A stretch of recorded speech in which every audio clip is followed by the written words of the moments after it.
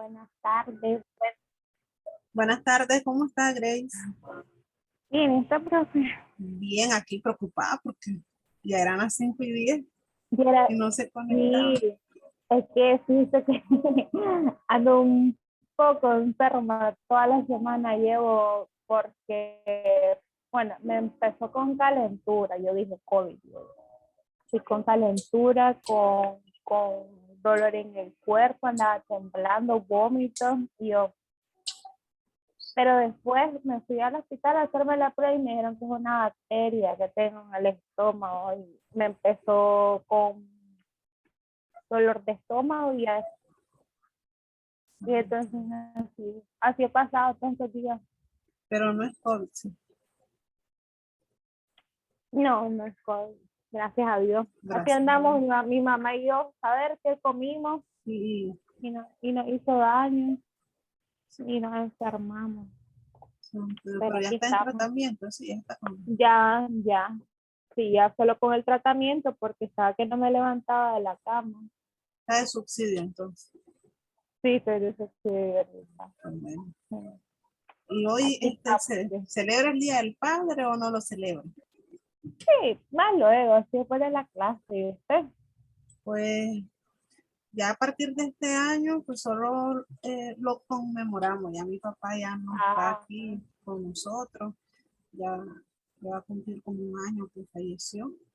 Entonces, el año pasado mm, fue el último 23 de junio que le celebramos, de este año, pues no, lamentablemente, pues no. todavía se le celebra el año Sí, pasado. todavía, ya estaba enfermito y tuvimos la oportunidad de estar con él ya, pero ya este año, pues no, no sé, pero aquí estamos, sí, en familia, en la casa, recordándolo. Sí, claro. Recordar, Recordando. Sí, sí, los buenos momentos. qué Pero bueno, bueno. vamos a Dígame. empezar ya la clase porque ya son las 5:15. Después Sí. se nos hace No mucho. está, no está esta sesión, ¿verdad? No, En hoy mi horario virtual. después que Ok. terminemos la presentación, la clase del Ajá. día de hoy, yo voy a subir tanto la lectura Ok. como esta presentación. Y de hecho la tarea ya Ok. está, no sé si la miró. Ya la vi, sí. Sí, eso ya está, pero el material hoy se la voy a subir después que Ujú. terminemos. Bien, hoy empezamos la sesión número 4, siempre, ¿verdad?, de esta asignatura de Derecho a la Seguridad Social. En esta ocasión vamos a estudiar la unidad 4 que lleva por título Protección de la Familia, Invalidez, Vejez y Muerte. El jueves pasado empezamos a hablar un poquito ya a aterrizar lo que era meramente el mundo de la seguridad social aquí en Nicaragua, ¿verdad? Estuvimos estudiando un poquito de lo que era la ley, los regímenes que existen de filiación, el seguro integral, el facultativo, cuáles eran los porcentajes, ¿verdad? Que se le tenía que aplicar a la patronal, al trabajador, cuáles eran las contingencias que cubrían y hablábamos acerca también de las pensiones, ¿verdad? Entonces, el Sí. día de hoy vamos a seguir abordando este tema, específicamente esa protección que brinda el derecho de la seguridad social a la familia.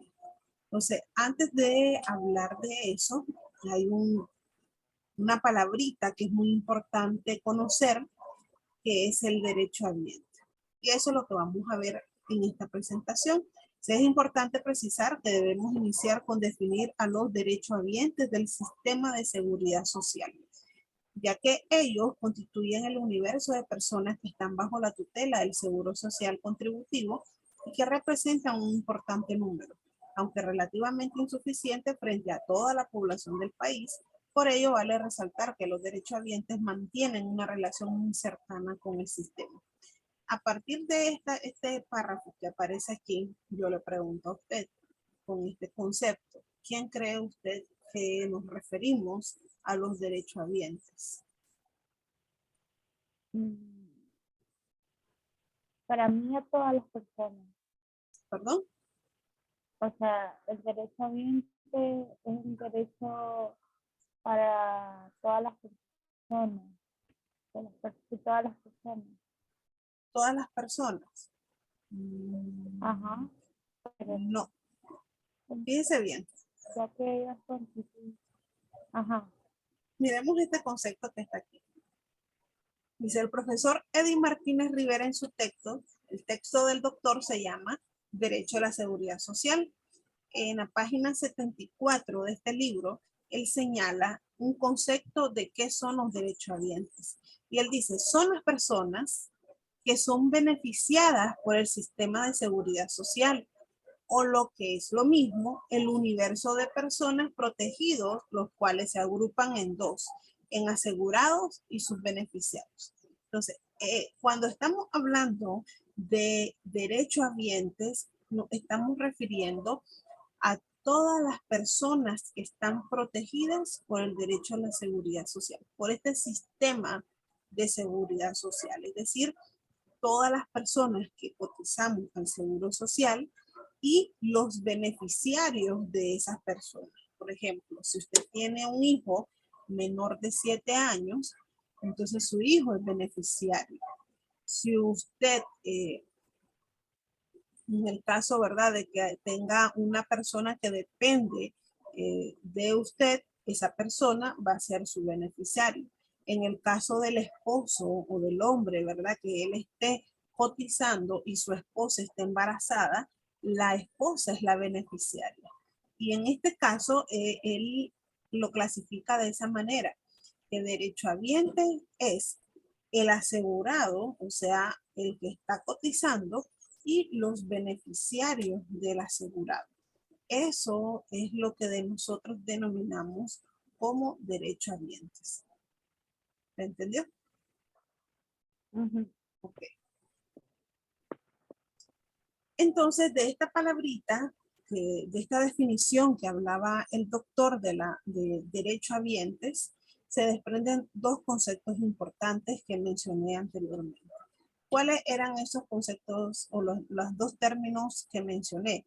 Mencioné en primer lugar el asegurado. El asegurado o también se le denomina afiliado. Por ejemplo, en este caso lo podemos decir que es usted, ¿verdad? Usted está cotizando, usted trabaja y usted aporta al seguro social mediante su seguro. Usted es asegurada o usted está afiliada al sistema de seguridad social. Y en segundo lugar serían los beneficiarios de ese asegurado. Y le ponía, por ejemplo, a los hijos. Los hijos cuando son menores de 7 años, ellos pueden recibir consulta, pueden ser atendidos por medicina general, cualquier especialidad, el pediatría, la mujer que está embarazada y el esposo es el afiliado, puede gozar, ¿verdad?, de la atención médica. Entonces, estos ya vienen siendo los beneficiarios. Si la persona, el asegurado, muere y en este caso la viuda pasa a ser su beneficiaria. Y si tiene hijos menores de edad, entonces los hijos pasan a ser también beneficiarios. Entonces, de la palabra derechohabiente se desprenden dos conceptos muy importantes. El concepto de el asegurado o afiliado y el concepto de beneficiario. Pero bueno, ahora miremos qué son los asegurados. Sé que los asegurados son todos aquellos trabajadores afiliados al sistema de seguridad social. Es decir, afiliado, asegurado es usted, asegurada soy yo, aseguradas somos todos los que estamos bajo este sistema de seguridad social y le cotizamos, en este caso, pues, al Instituto de Seguridad Social o también a los diferentes sistemas de seguro social que vimos la clase pasada, como es el régimen, ¿verdad?, del el seguro en este caso, pues el militar, y también del ejército y también de la Policía Nacional, que también ellos son asegurados, son afiliados y también en este caso tienen beneficiarios. Entonces, el diccionario de Cabanela nos da el siguiente concepto acerca de qué es o quién es un asegurado. Sé que el asegurado es la persona que mediante el pago de una cantidad denominada prima adquiere el derecho a que otro le responda de las pérdidas y daños que se produzcan en las cosas objetos de un contrato de seguro. Usted me mencionaba hace poco, fui a pasar consulta, me dieron subsidio, me dieron medicamento. Eso es parte de una contingencia que está cubierta por el Seguro Social, como es la enfermedad, ¿verdad? Usted se enfermó, no precisamente en su trabajo, se enfermó. Entonces usted tiene derecho, como cotizante, como asegurada, como afiliada, tiene derecho a que le den atención médica, ¿verdad? Sí. Así es. Entonces, ese concepto de cabanelas, pues realmente cabe súper bien a la explicación que estamos haciendo. Fíjese bien, otro concepto le muestro aquí de lo que es el asegurado. ¿Quién es el asegurado? En este caso vemos el concepto siempre de este profesor, Edwin Martínez Rivera, en su libro Derecho a la Seguridad Social. Él dice en su libro que el asegurado es toda persona inscrita como tal y que debe de cumplir con los requisitos reglamentarios para tener derecho a las prestaciones del régimen en que esté afiliado. Nosotros ya vimos en la clase pasada los diferentes regímenes que hay de seguridad social. Este asegurado puede ser a su vez activo o cesante. Es activo cuando está cotizando debidamente y cesante el que ha dejado de laborar para un empleador inscrito en la seguridad social. Cuando usted deja de laborar, hay un periodo en el que usted todavía puede ser atendida en el caso de su clínica previsional. Entonces, cuando usted ya deja de laborar, obviamente, lo que hablábamos en la clase pasada, ya usted ya no va a entrar en la planilla que mensualmente manda la empresa, ¿verdad? ¿Se acuerda de ese procedimiento? Entonces, usted entra a la etapa de ser cesante. ¿Qué quiere decir eso? Que por el momento usted no está cotizando activamente como lo hacen las deducciones mes a mes, sino de que ha dejado de laborar y en ese periodo establecido para usted todavía seguir siendo protegida más que todo pues en los casos de enfermedad, que básicamente es de 1 a 3 meses exactamente. El periodo en donde usted puede recibir atención médica. Después de eso, ¿qué es lo que queda? O consigue un trabajo y otra vez vuelve a pasar a ser un afiliado activo, o se inscribe en el régimen facultativo, que aquí pues ya también el martes pasado hablábamos sobre esta característica de régimen facultativo, que es básicamente aquellos trabajadores por cuenta propia, aquellos líderes pastorales de iglesias que deseen inscribirse a este régimen y no precisamente pues se necesita, ¿verdad?, de un contrato laboral. ¿Por qué? Porque uno mismo se paga su seguro. Entonces, esto es el concepto que dice el profesor Edwin Martínez con respecto a la palabra asegurado. Bien, hablando un poquito de fundamento legal, el seguro social no, al menos, ¿verdad?, aquí en Nicaragua, no es inventado así de la nada o su creación solamente está basado a una ley especial, no, sino que tiene su fundamento en nuestra constitución política, es decir, nuestro ordenamiento de mayor rango, nuestra supranorma, ahí está contenido el tema del seguro social obligatorio. ¿En dónde lo podemos encontrar? Lo podemos encontrar específicamente en el capítulo de los derechos laborales. Recuerde de que el seguro social nace de la mano con el derecho laboral. O sea, no podemos hablar de uno sin hablar del otro. De hecho, la clase pasada hablábamos, que decíamos cuál era una de las obligaciones que tenía el empleador, perdón, en este caso de inscribir al tercer día. En este caso, pues al empleador, al trabajador, ¿verdad? Entonces, no podemos omitir esta parte del ordenamiento jurídico de no hablar sobre los derechos laborales, porque precisamente ese es uno de los derechos que contamos nosotros eh, como trabajadores. Entonces, en el artículo 82 de nuestra Constitución Política, en el numeral 7, establece específicamente que los trabajadores tienen derecho a condiciones de trabajo que les aseguren en especial seguridad social para protección integral y medios de subsistencia en casos de invalidez, vejez, riesgos profesionales, enfermedad y maternidad. Y dice aquí también es extensivo a sus familiares en casos de muerte en la forma y condiciones que determine la ley.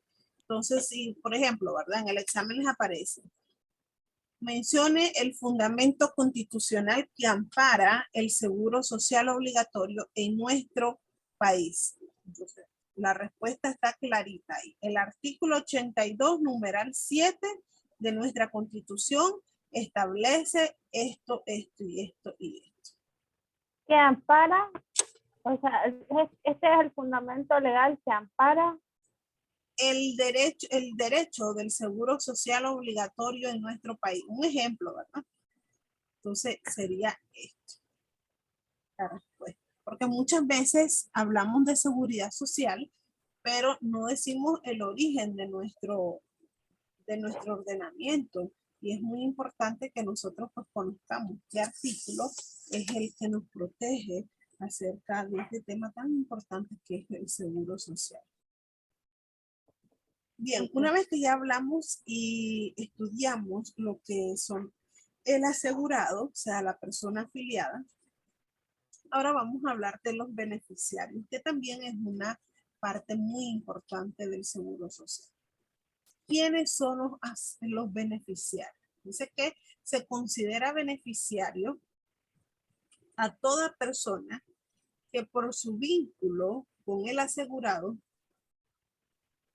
tiene derecho a las prestaciones en atención a las disposiciones reglamentarias vigentes.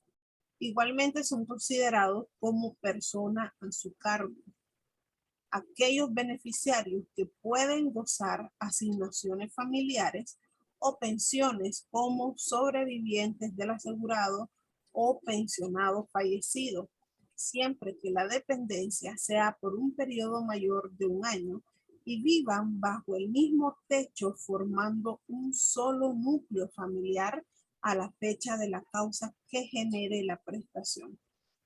La verdad es que hay bastantes cosas que desglosar ahí. Por ejemplo, dice que se considera beneficiario a toda persona que por su vínculo con el asegurado tiene derecho a las prestaciones.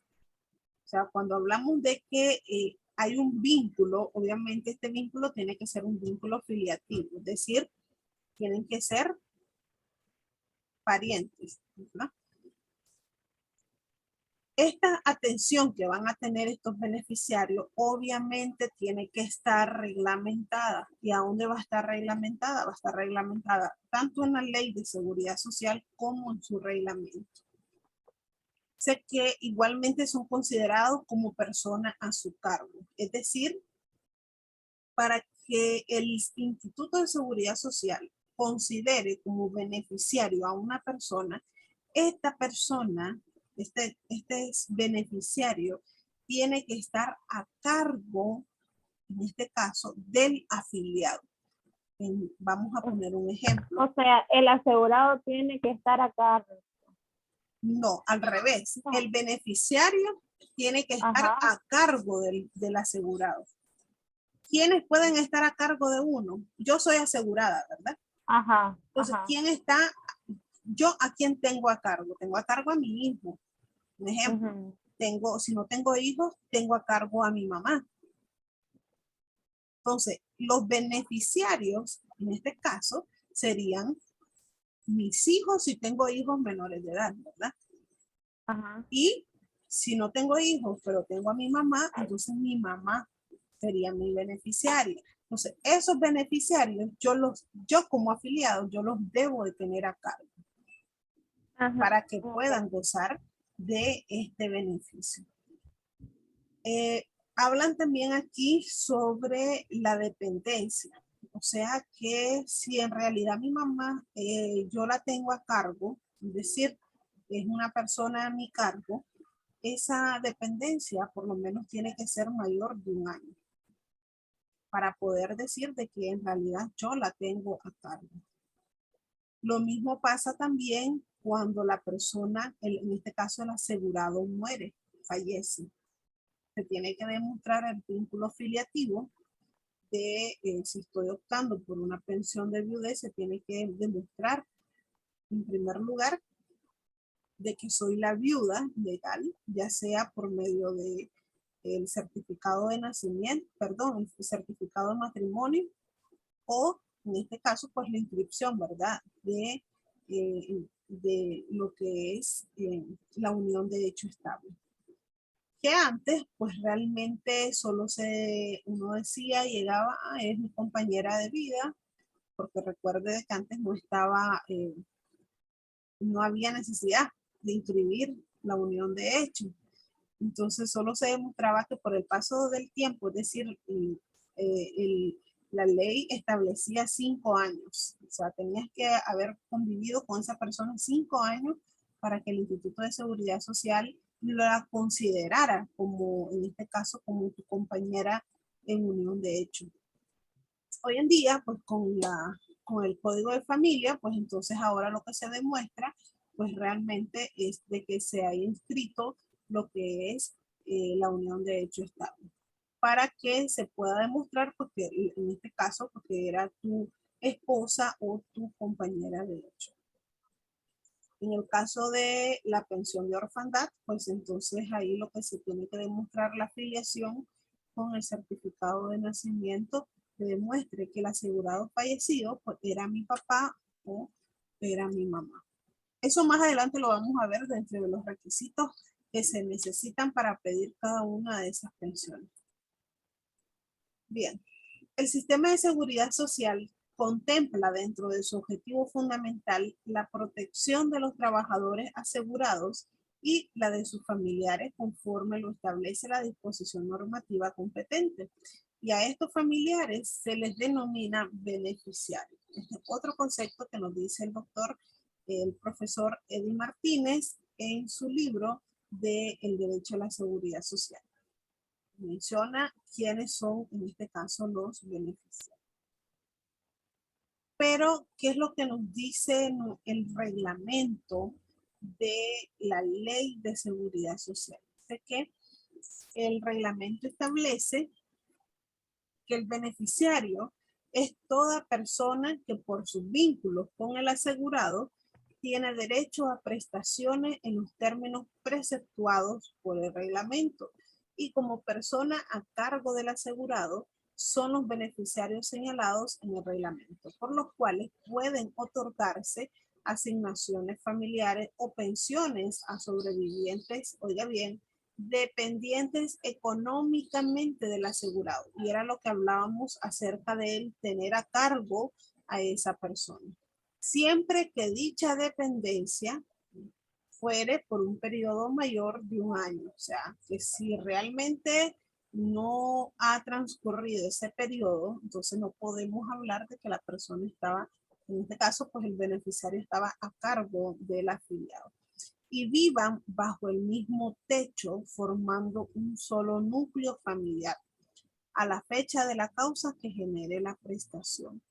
No podemos decir de que eran esposos si ella vivía en una casa y él vivía en otra, por ejemplo, ¿verdad? No podemos decir de que dependía económicamente del afiliado si no vivía en el mismo techo, si vivía en otra casa, por ejemplo. Entonces hay que demostrar realmente de que sí, dependías económicamente de la persona afiliada.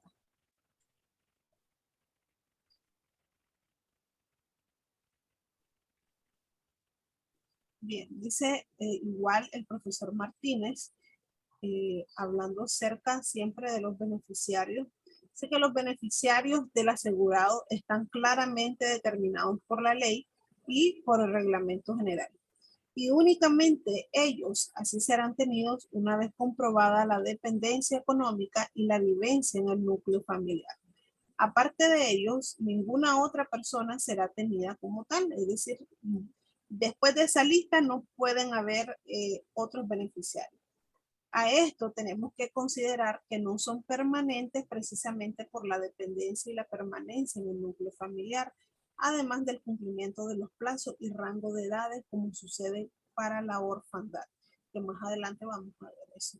El detalle de los beneficiarios cuando se afilia a un trabajador al sistema tiene un carácter de proyección actuarial. Algo muy importante que debo de mencionar en el caso de las pensiones de viudez, y ellos nos mencionaban de que estos no, realmente hay muchas pensiones de viudez que no son para siempre. Es decir, si mi esposo, o sea, yo vivía con mi esposo, teníamos un hogar, una familia, falleció, teníamos más de 7 años de convivir como esposos y él fallece, pero yo tengo, vamos a ponerle 35 años, es decir, soy una mujer todavía que puedo trabajar, ¿verdad? Puedo ir a trabajar, puedo seguir viviendo mi vida. Entonces, si yo me vuelvo a casar,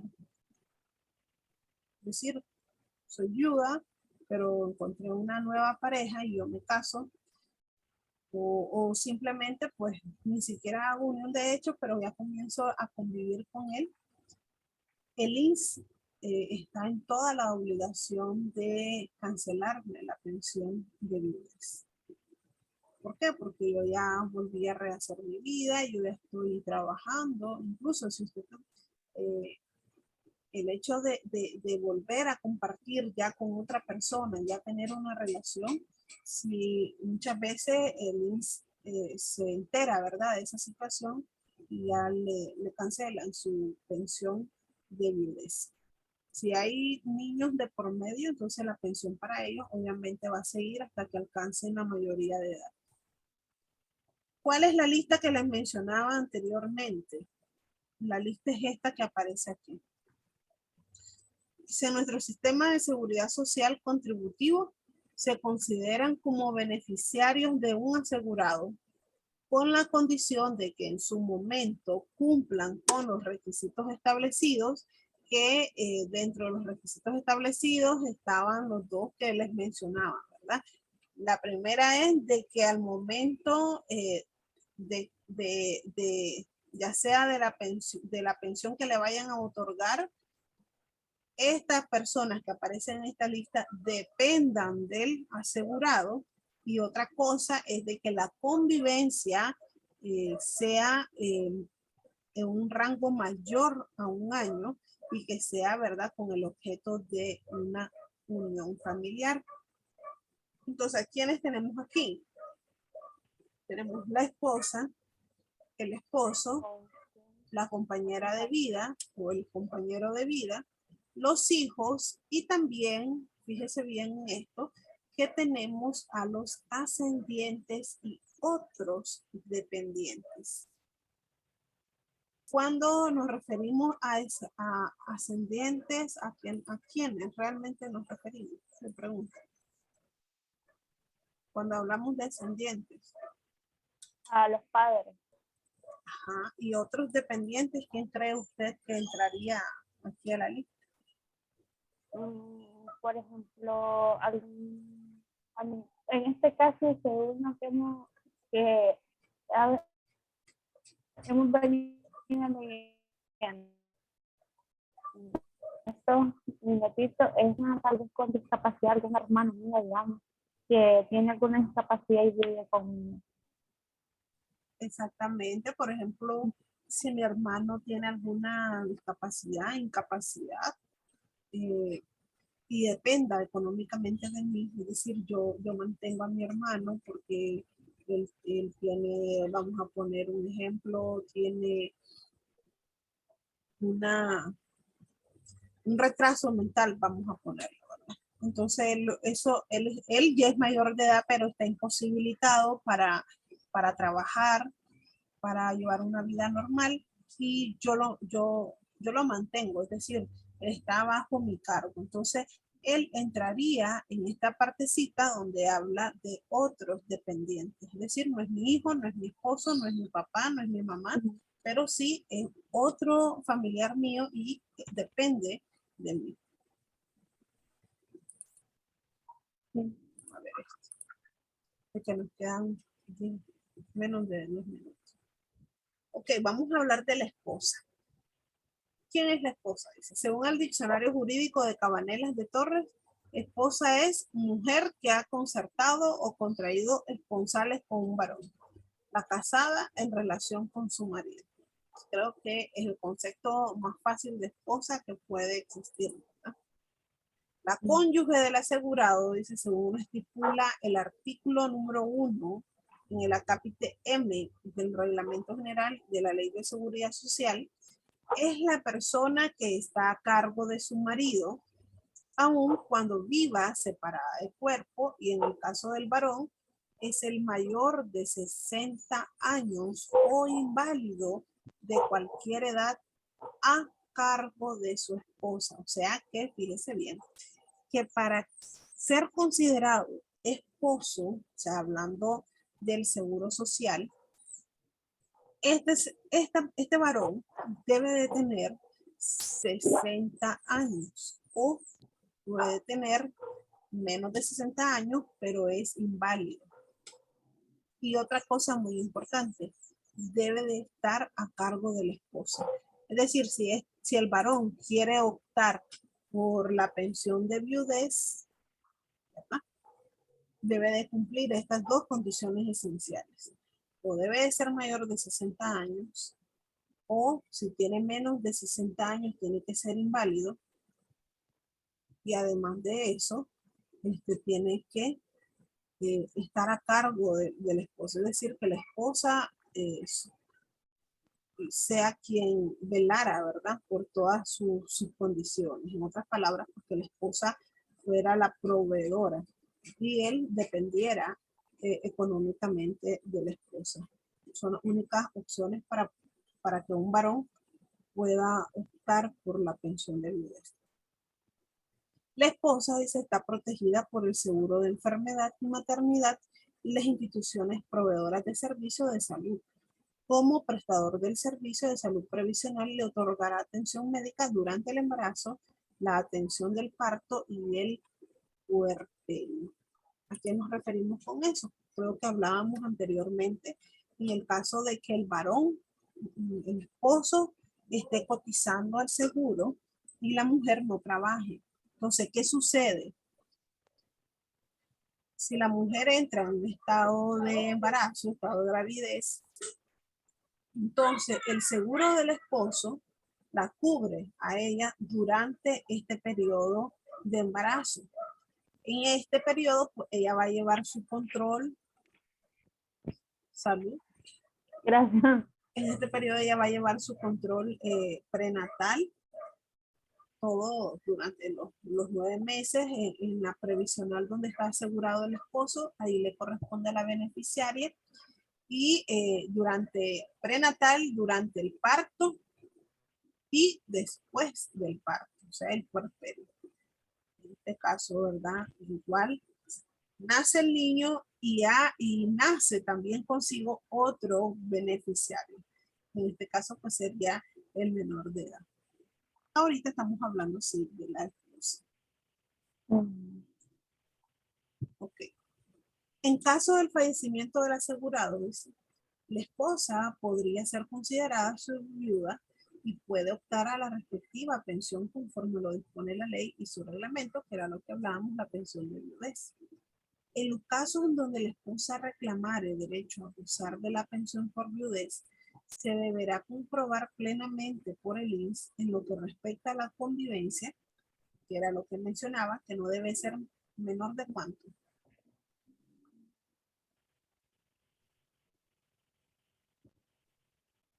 ¿Qué dijo?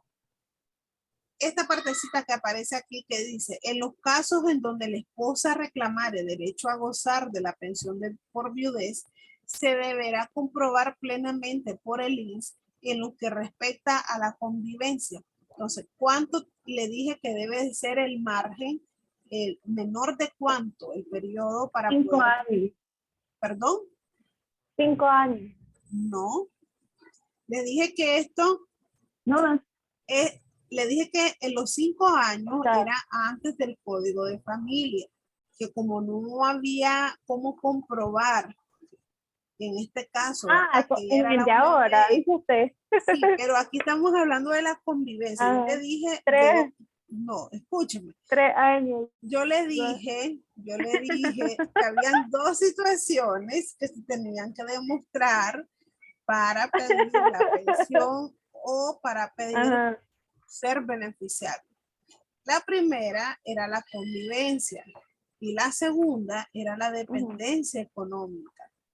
Hablando de la convivencia, le mencioné de que esta convivencia no tenía que ser menos de un año.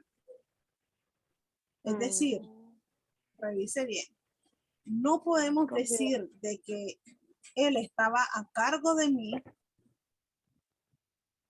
si yo tengo más de 2 años que yo me fui de la casa, por ejemplo.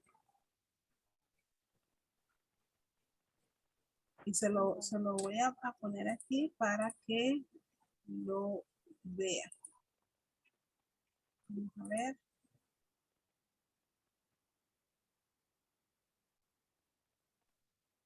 Aquí está. Fíjese bien. El reglamento nos dice quiénes son los beneficiarios, que es toda persona que por sus vínculos con el asegurado tiene derecho a prestaciones en los términos preceptuados en el reglamento. Y en la parte infine del párrafo dice, siempre que dicha dependencia fuere por un periodo mayor de un año y vivan bajo el mismo techo formando un solo núcleo familiar. Que esto es básicamente lo que dice aquí. En lo que respecta a la convivencia y a la dependencia económica, el INS tiene que comprobar para poderle otorgar a usted. El INS no va a otorgar pensión así por así. El INS investiga, manda a sus, de caso, a trabajadores sociales, hace sus investigaciones para comprobar de que realmente al momento de que murió la persona, el afiliado, el asegurado, existía esa convivencia de la que se habla y que en realidad el beneficiario dependa económicamente del asegurado. Esas son las dos condiciones principales para que la viuda pueda pedir una pensión de viudez. Y además de eso, pues demostrar, ¿verdad?, de que era la esposa o la compañera en unión de hecho. Bien, básicamente nos queda 1 minuto y pico para terminar esta sesión. Voy a cerrar y voy a mandarle el enlace para poder continuar con la presentación. Ya se Ok, la mando por WhatsApp. bueno.